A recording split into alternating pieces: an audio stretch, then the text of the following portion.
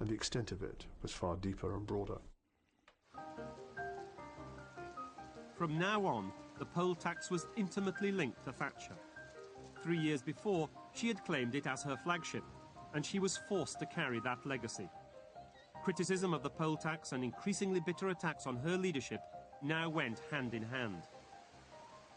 She ceased to be the great heroine. She was somebody shoving this wretched tax down the throats of a lot of people who never paid tax. Well, what you might call the Sun readers, as it were, a lot of whom had never paid any tax, were now suddenly being confronted with having to pay tax, and being confronted with this by the woman that the Sun readers had come to adore. Opinion polls were showing that up to 70% of the British public were against the new tax. Thatcher was losing her voters. It was disastrous on many of our core supporters, many people who had voted Conservative for years and years and years, and certainly had supported the Conservatives through the 1980s. These were the people, our natural supporters, who suddenly we were turning around and kicking in the teeth. That summer, non-payment of the poll tax was running at up to 50% in some areas. Many local authorities were having to borrow money to make up the shortfalls.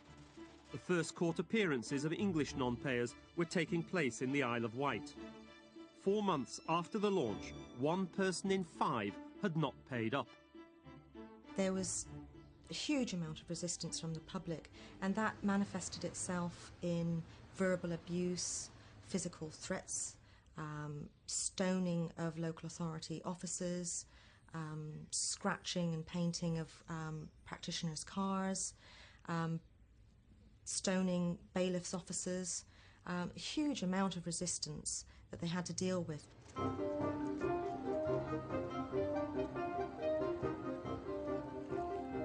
Surely, you might think, that's the point where Mrs. Thatcher would have argued for a complete rethink or recasting of it. But that didn't happen. By this point, Mrs. Thatcher was so convinced that poll tax was a good idea, and that so convinced that it had to be pushed ahead with, that it was simply too late even to make the kind of changes that might have preserved her in office. Events were moving quickly and decisively against the Prime Minister. On the 10th of May 1990, a devastating article by Michael Heseltine appeared in the Times. In it, he claimed that Margaret Thatcher had no intention of making any changes to the poll tax. The article could only be read one way, as the opening shot in a new leadership challenge. And it was clear that Heseltine intended to use the poll tax issue as the front-runner in a field of other grievances. The true position of the poll tax in all this was that it was a considerable irritant, and it gave ammunition, and pretty powerful ammunition in some cases, powerful ammunition to those who wanted to get rid of Margaret Thatcher for other reasons.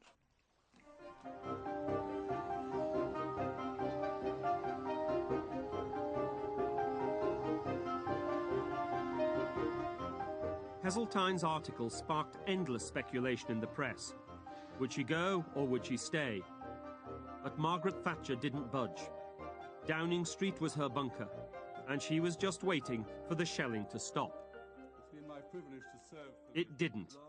6 months later, a devastating resignation speech by Geoffrey Howe, a staunch and loyal Thatcher ally for 10 years, sparked the final scene of the drama. I've done what I believe to be right for my party and my country. The time has come for others to consider their own response to the tragic conflict of loyalties with which I have myself wrestled for perhaps too long. Good morning. Good morning. The following day, Michael Heseltine mounted his challenge. His immediate promise, if elected, a fundamental review of the poll tax. Thatcher remained defiant. She actually told me before the election, I'm not going to grub for votes in the gutter. If people don't know who they're voting for now, they never will. Now, you can say that's arrogance. You can also say that it was a certain amount of despair.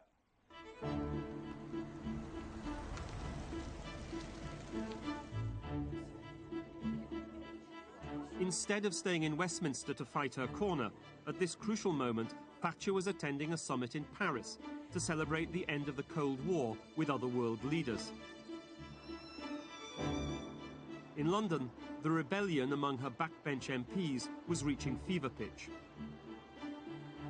The Conservative Party is interested in winning, and many MPs took the view that if we stuck with the poll tax, there was no way we were going to win the next general election. People simply would not forgive us. And therefore, if you wanted to move the poll tax, you had to move Margaret Thatcher. Early in the evening of Tuesday the 20th of November, the Prime Minister returned to the British Embassy to await the first ballot results. The telephone call came. Peter Morrison took down the figures, turned to Mrs. Thatcher and said, "I'm afraid it is not as good as we had hoped." Gave her the figures. She then stood up very calmly and said, "Well, I know what I've got to do." Mrs. Thatcher, could I ask you to comment? Good evening. Good evening, gentlemen. Where's the microphone? It's here. This is the microphone. Naturally very pleased that I got more than half the parliamentary party and disappointed that it's not quite enough to win on the first ballot. So I confirm it is my intention to let my name go forward for the second ballot. Isn't the... Mrs. Thatcher, I must go and do some telephone. Back in Downing Street, events moved rapidly towards their inevitable conclusion. The Prime Minister prepared to fight again, but out of her entire cabinet, only 4 colleagues offered her their support. The message was clear: go now. The next morning, Thursday the 22nd of November, Margaret Thatcher resigned, forced out after the first ballot by a mere handful of votes within her own party. She was just 4 votes short of beating Heseltine in that first challenge. Now, had she made a significant change to the poll tax, would it have been possible that a tiny number of MPs might have voted differently? At the margin, almost certainly so. If I look across the board, I would say it was responsible maybe for sort of 40% of her downfall, of which another 20% would have been Europe, and perhaps 35–40% would have been her style and her increasingly presidential form of government. Each of those causes individually could have been dealt with, but when they all came together after 12 years of Margaret Thatcher, they became a very potent brew.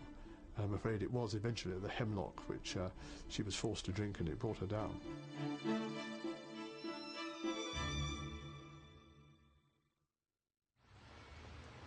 Margaret Thatcher was Prime Minister for over a decade. During the course of her long premiership, she fought and won many battles. But the self-belief that earned her so many victories was also her worst enemy. Like many before and since, Thatcher was brought down by her own hubris. We saw her greatest strength become maybe a weakness. Her tenacity, her commitment, her desire not to change where she thought she was right had stood her in very, very good stead earlier on during her premiership. On this occasion, it was a weakness.